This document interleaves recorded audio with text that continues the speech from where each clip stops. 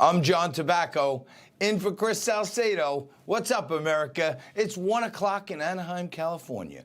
It's 4 p.m. in Bremen, Georgia. It's Election Day in the Peach State. Herschel Walker and Raphael Warnock make their final push for the crucial Senate seat. We go down to Georgia to discuss what's at stake. And Biden's border crisis continues to rage out of control, but the occupier of the Oval seems to think it's, no big deal. Also, breaking news, this just coming into the newsroom, a jury finds the Trump Organization guilty on all counts. We get into that a little later in the show. Plus, Democrats are using the Justice Department as a political weapon.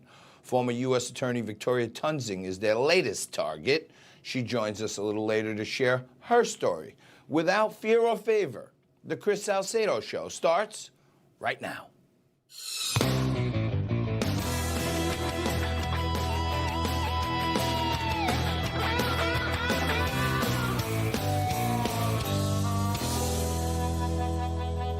Well, look what we got here. It's like Groundhog's Day. Yet another election in Georgia. One last shot for Brian Kemp and the Georgia Republicans to win one for the Gipper. Kemp and Georgia Republicans slaughtered Stacey Abrams statewide, and now today they need to get out the vote and get Herschel over the goal line.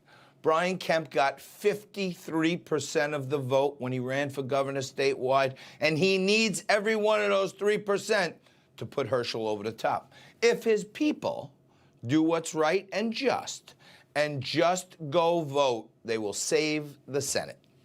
They'll save America, for that matter, and save all of us from the Democrats' unending inflation-causing printing and spending. It's insane. Governor Kemp needs to throw Herschel the old Georgia Hail Mary, like back in the day when Herschel was everyone's favorite bulldog. We need Herschel today for the win. And now, I'm talking to all our viewers in Georgia. I know we have a lot of them because I see the viewer mail. There's lots of you. But I'm also talking to you, America. If you know one person who lives in the state of Georgia, wherever you are right now, I'm asking you, take a minute, whip out your phone, and shoot them a text. Simple text is fine. You know, just, hey, Janice, please go vote for Herschel Walker. Please do it. We need the win. Now, you may be saying, wait a minute there, JT. Why are you saying win, win, win? Even if Herschel wins, it's a tie, 50-50, right? So how's that a win, you might be asking? Well, I'll tell you why. Because at 50-50, all the Senate committees are deadlocked. It's called a power sharing agreement. They're tied. They can't approve all these wacky candidates for all these positions, and they can't get things to the floor. The vice presidential tiebreaker doesn't count in committee. So come January, we'll own the House, and we will have the Senate on lockdown, and them and all their spending is done. This is why we need Herschel to win.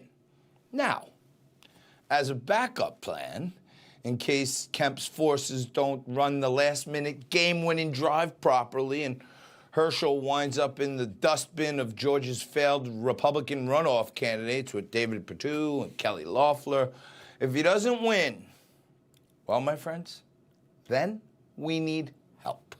And I'm hoping for Christmas, Santa brings us a little Joe Manchin and Kyrsten Sinema back to being fair and thoughtful senators.